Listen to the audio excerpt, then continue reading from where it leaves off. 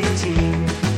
Heroes we become, living out the dream. Roll the dice, feel the thrill, monsters we will overthrow. Questing with friends in the RPG show. Character backstory and the combat wheelchair are back again as a thing on tabletop role-playing game Jeopardy! Why? Hello and welcome, nerds. I'm your boy, the OG GM, coming to you live from Site B at 10 o'clock in the morning on this foggy September Friday the 13th. Spooky, spooky, spooky. I share a house with a black cat. Spooky, spooky, spooky. And it's foggy. So D&D backstory came a thing again earlier this week. I think we can blame Harmony Ginger. And now also we're cycling back to combat wheelchairs again. Because I don't know why, but we are. And there's still a thing that should never be a thing. The character backstory one kind of makes sense. Because in the new 2024 Player's Handbook, Wizards of the Coast has changed how backstories work, allowing them to be more integral, more part of your character's creation and affecting things about your character's life going forward, rather than just a stat block that gives you a free skill and some extra gear. Ooh, I get a stick and 5 gold pieces for being a sailor. Wow. Which is fine. I'm all for that. I always felt the backstories needed to have a little bit more oomph to them to really make it feel like it was something worth taking. Otherwise, people just took them to get the free stuff, you know, and inevitably you had a lot of people with the exact same backstory because they all wanted the free thingy. So knowing that this has happened, this, of course, bubbled up the whole backstory. I don't want a long backstory. Player agency. If I don't let you have your backstory, you're going to somehow hurt my game. Nonsense. We've talked about this hundreds and hundreds of times. There's really nothing I can say about the subject that I haven't said before. Okay? My solution has always been, if you've got a 5,000 page backstory for your character, write it down, publish it. Who knows? It could be the next Game of Thrones. You don't know. I mean, Game of Thrones and Wild Cards are both based upon campaigns George R. R. Martin played in. So I don't know. What do you think? And if there's stuff about your character you really need me to know about your game, you have access to the internet. Send it to me. I'll read it, and then we can discuss what I might or might not allow in the game. But remember, we had a session 0, so we all agreed upon what the physics/story of the game was. So if I say, for example, you can't be a half vampire because there are no vampires in my game, you need to come up with a really amazing rationale for explaining why there is one vampire who decided to have a half vampire after we all agreed there were no vampires. But once the game starts, I don't want your backstory interfering with the story. The story of your character should be everything going forward, not everything that happened going in the past. Inevitably, the character you end up playing is not always the character that you created and started running. It happens to me all the time. As the character grows and changes, usually by the end of often the first game, your character identity has altered because now you've played them and you've got a feel for them, and everything you built up your mind turns out to be maybe not so much. And maybe your character turns out, oh, he was never a cleric. He was always a bard. How do I change that? Or whatever. So really, the only thing I need to know about your character is, what does your character want? What is your character afraid of? What is the one thing that makes your character stand out? And what is the one thing that will remain consistent with your character no matter what? What is your core ideal? Once you have those things, everything else comes to pass. Now, you know, if your backstory allows stories of the world to interact and gives you an advantage, sure. You know, my backstory is acolyte. I was raised in the church. Well, that's something that would come in handy when you guys are in the church. So, of course.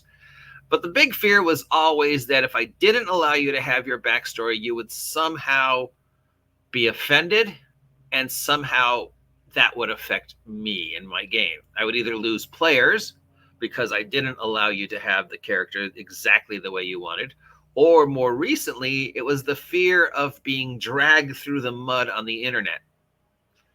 And as we know, nothing travels faster than gossip and bad news. and it travels doubly fast thanks to the internet and Twitter.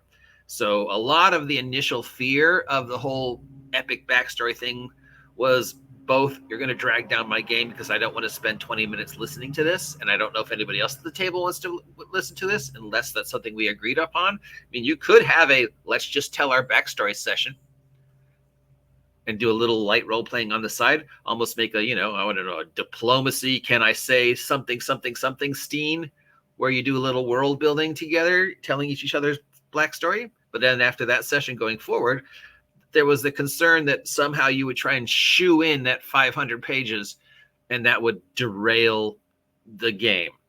And then more recently, the fear was, because of the internet, you now have the ability to slander me left and right, post hundreds and hundreds of videos every day about how I somehow hurt you, ruined your life, ruined the game. I'm a horrible, toxic person because I didn't let you have X. And that was the main fear. And then that just exploded. Now I think we've reached the point where we can come up with a happy medium, right? If you're playing 5e and you're playing with groups of individuals, their backstory is really important. There are probably better ways to interact with each other than simply just going, no, or for the players to simply go, well, then screw you. I'm going to ruin your life by posting on the internet every day about how horrible you are. So hopefully the backstory thing is done, right? I mean, there's always going to be that one guy who goes, I won't allow backstories in my game whatsoever. Gatekeep, blah, blah, blah, blah, blah. Unfortunately, you got to accept that the hobby's changing, dude. And it's something you need. It's a tool that you need to work with instead of work against. And once we do start working with it, maybe we can mend some more of the bridges. Because, the funneling of old people who are standing on their little rock in the middle of the ocean, refusing to change, against the widely expanding ocean of people who are changing and playing new in different ways, that rock's getting smaller, dude. Now, the other thing that's come up again this week is the combat wheelchair has returned. Specifically, this picture of the combat wheelchair. This picture has been floating around since 2021, but it made its way again because apparently it's in the player's handbook, and it depicts this halfling rogue climbing up the side of a tower with their combat wheelchair and with one hand holding a crossbow. Now, there are a lot of things wrong with this picture. First, you would need both hands. Second, the one main thing as a paraplegic you need to worry about is your shoulders and your arms. You don't want to put any undue stress on your shoulders and your arms because that's your method of transportation. Those shoulders or arms are what keep your thing going. So this guy trying to lift the weight of the wheelchair up the side of the building while having one hand occupied with the crossbow, and there's a thing hanging from his hand as well. Yeah, that just doesn't work. And I'm sure nobody would go, oh yeah, I want you to climb the side of the building.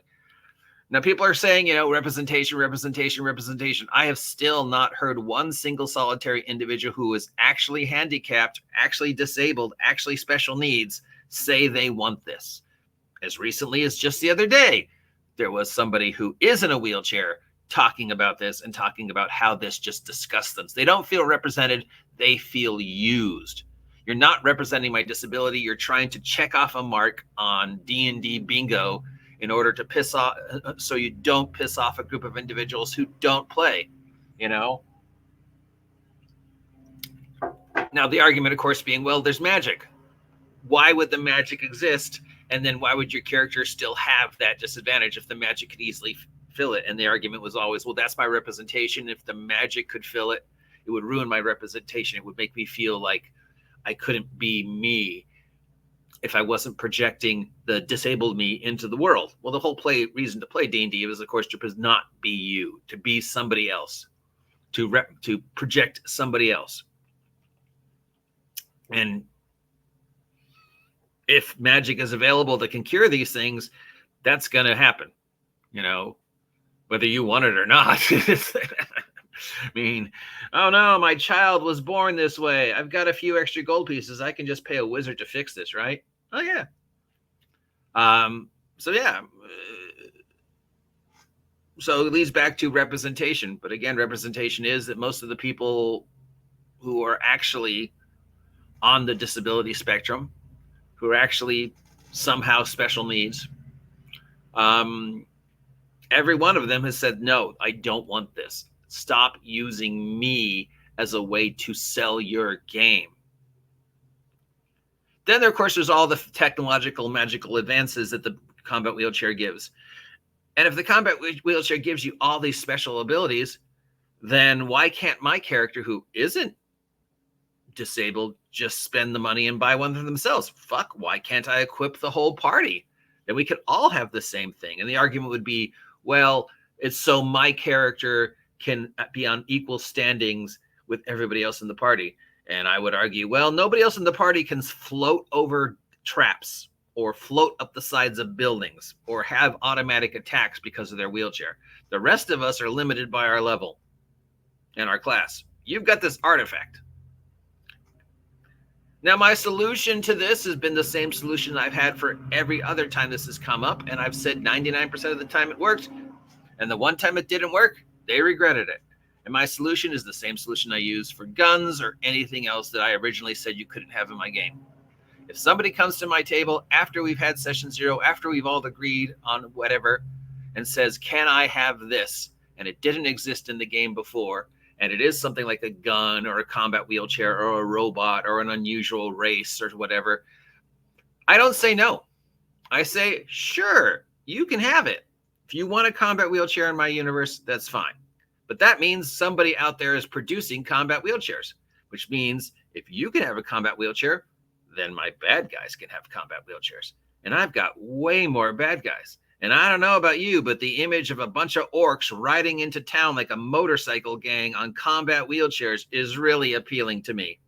So, yeah, you can have a combat wheelchair. 99% of the time, the individuals have then changed their mind because they only want it if it makes them special. But logic would dictate if somebody has made this once, they can make this more than once. And once that's out on the market, then other individuals can also make their own. And they can even make better ones than the one you had. If one gnome makes it, if one human makes it, it's going to be made. It's technology.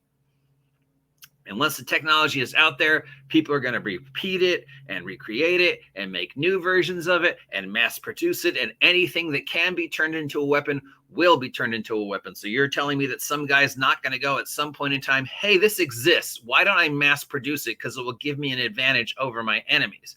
And you don't think the bad guys are going to go, hey, I need something that's going to give me an advantage over that town. I've got this. I can just mass produce these combat wheelchairs, give them to, 20, 30 orcs and send them in first. It gives me a battlefield advantage. So 99% of the time, that has worked. And the 1% that, it didn't really work, I had them encounter a group of Skaven on combat wheelchairs. You saw me play it in my live play.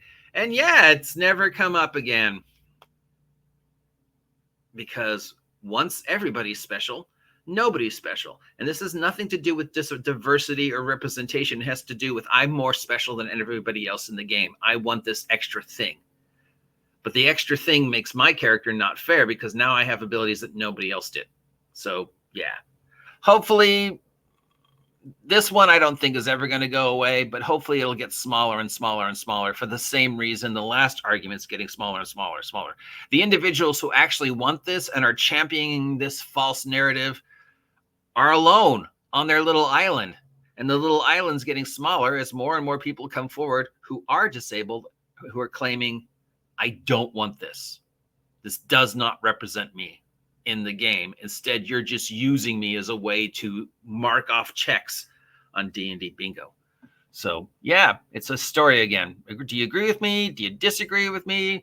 How many more times are we going to have to talk about this? Backstory, it shouldn't be a thing anymore. The combat wheelchair shouldn't be a thing anymore. Most of the things on tabletop role-playing game, Jeopardy, controversy, should be gone and be replaced by brand new controversies like Mythic Underworld, Why We Hate Kelsey Dion, and Everything is Harmony Ginger's Fault.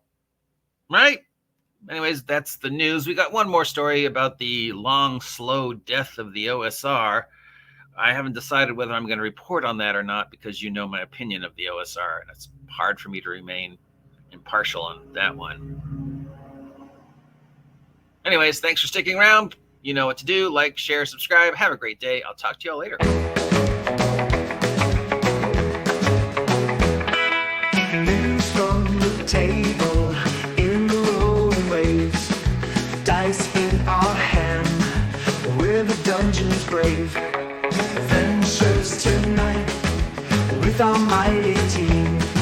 Heroes we become, living out the dream. Roll the dice, feel the thrill. Monsters we will overthrow. Questing with friends in the RPG.